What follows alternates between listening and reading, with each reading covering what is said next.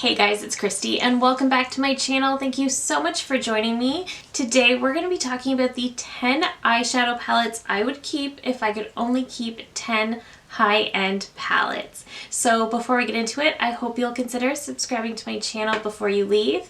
Give this video a thumbs up if you enjoy, and let's get into it. Okay, so if for some reason I could only keep 10 high-end eyeshadow palettes, the first one that I would keep is the Natasha Denona Mini Biba. So we are going to see a lot of Natasha Denona in this ranking, but it's my favorite brand for eyeshadows. So the first palette that I absolutely have to keep no matter what is the Mini Biba.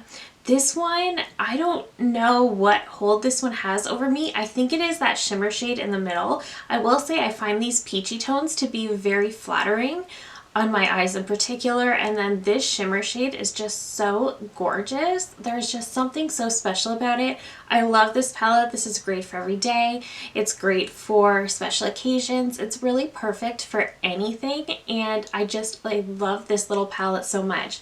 When I first got this, I was so lukewarm about it, but over time it's got such a hold on me. I can't part with this. And a few weeks ago, I actually saw something on Instagram hinting that this one might be being discontinued, and I kind of panicked a little bit. I thought about buying a backup. I don't think I will. I do not need backups of eyeshadow palettes, but I'm scared to be out of this. Natasha Denona is also incredibly discounted on Sephora Canada. From my understanding, I think she's just going to have a few select products on sale at Sephora, and I guess the rest we just have to order from their website, which is unfortunate because duties, but what can you do? So this one, I thought about buying a backup. I probably won't do it. I have a large enough collection that regardless of how often I use this, it's still going to take me a long time to get through, so I probably won't do it, but I love this little palette so much. Okay, the next palette is actually from Huda Beauty, and this one I was definitely thinking along the lines of I need something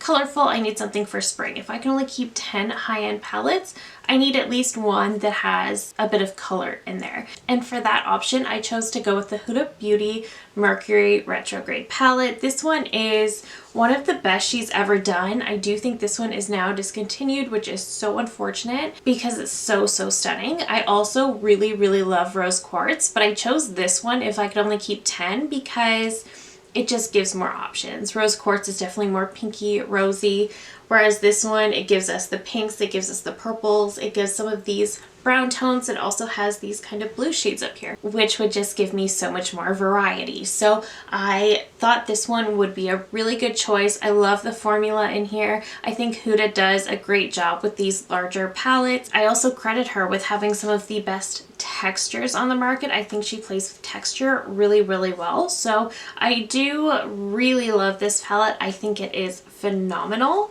Next up, I absolutely love pink. It is my favorite color, and I do occasionally really love a good pink eye look, so I had to go with the Patrick Ta Major Dimension 2 Rose palette. I went with this one over his first one because I do think the formula in this palette is somehow even better than the first one. So that was kind of a no doubt in my mind kind of thing. I love this palette. I love that you just get this nice range of rosy tones. You get some depth in here as well. You do get the two cream shades. The shimmers in here are so beautiful and so shiny and impactful. They're absolutely stunning. I really love this palette. Some of my favorite pink looks I've created are with this palette, and I absolutely love it. So I would definitely need to keep this one. I also think the mattes in here are incredibly blendable. So this palette is staying for sure. Okay, so still going along the lines of colorful eyeshadows, I would also have to keep the ABH Norvina Volume 5. So I don't normally pick up the Norvina palettes because they are so bright, so colorful. I'm never going to reach for them, but she did something so special with this palette. This is such a beautiful purple color story. I do love purples. I love that we have all of these gorgeous purple shades. I love that we have some even more browny earthy tones over here to kind of ground everything, but at the same time they have this purple undertone to them that just looks stunning.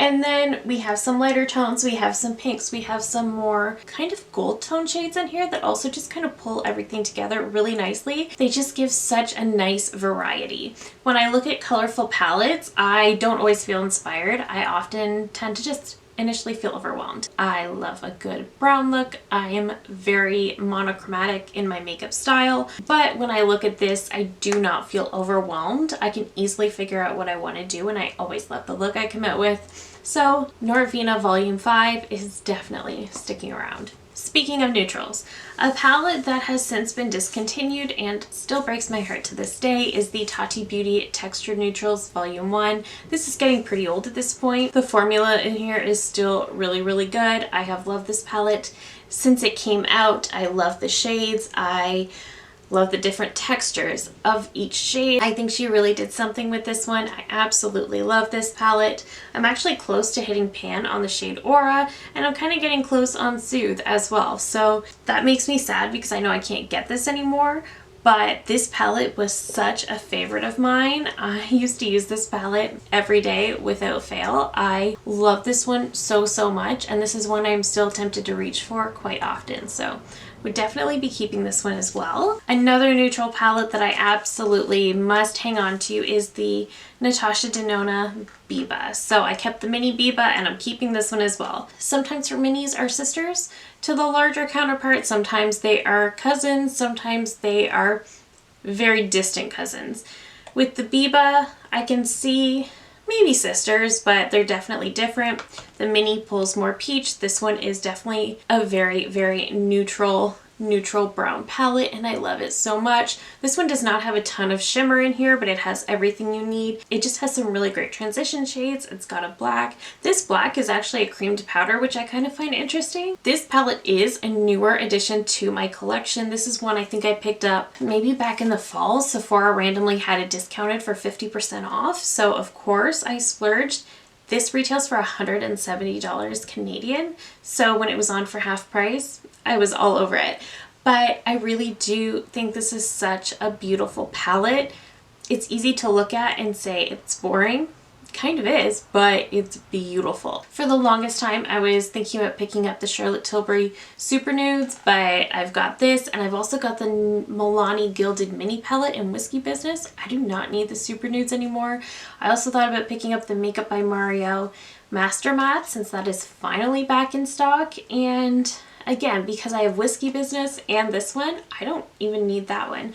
So I'm going to be passing on those, but I love this one. This one has to stick around. I think it's just such a staple. An eyeshadow formula I fell in love with last year is actually from Nars, and this is the Summer Unrated palette. So this is limited edition. Nars unfortunately does do a lot of limited edition collections, which I don't love. Their eyeshadow formula is so, so good. If you like a formula that is buildable, but also perfect for every day, super blendable, the shadows feel like they blend themselves. So this has 16 shades in here. This is just so beautiful. You get your browns, you get pinks, you get a little bit of a purple here. It's perfect for every day. If you want to go a little more glam, you can. If you really want to tone it down, you can do that too. You can easily go all matte with this row and you're done.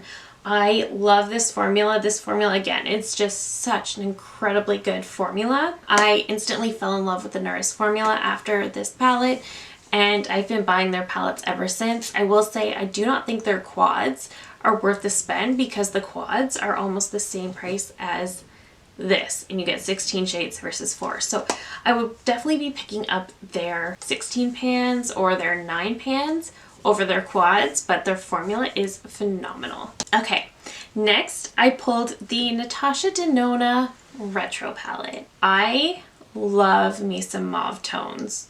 I do.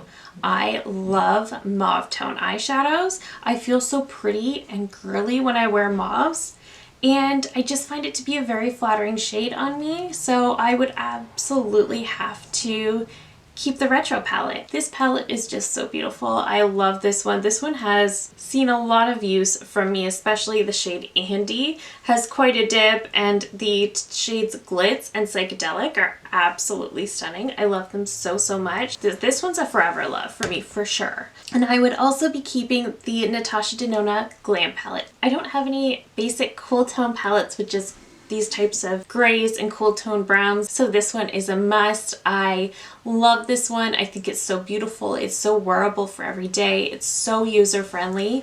I really, really love this one. This is another great one for every single day, or really just dressing it up if you want to. It's a great palette and I highly recommend it. And finally, the very last palette, I had to pick one from Pat McGrath. This is another favorite brand of mine for eyeshadows, but at the same time, super, super pricey. I like her motherships. I don't think they're incredible. So I actually pulled a palette from the new Love collection, and I pulled Sublime Seduction. So she released 3 palettes in this collection, and I picked up this one and Iconic Infatuation, which is more of the pinky mauve, but I figured since I already had the retro, I would put this one in because this one is also really nice. This is definitely much more on the warm side. You do have this sort of peachy shade here, but you can make it pretty warm. The bronzes look so beautiful together. Orangey warm tones aren't my favorite personally, but they do make my blue eyes pop like crazy. So I would definitely have to have something like this in my collection. Formula is so, so good. And that is it for me today. Those are the 10 palettes that I would keep if I could only keep 10 high-end eyeshadow palettes. I thought about keeping a Charlotte Tilbury palette, but quite honestly, I like all of these more. So unfortunately, she just did not make the cut, but this video is entirely hypothetical, so I'm just keeping everything. But that is it for me today. Thank you so very much for watching. If you're new here, I hope you'll consider subscribing before you go. I do upload at least 3 new videos every single week. Thank you again so very much for watching, and I will see you in my next one. Bye!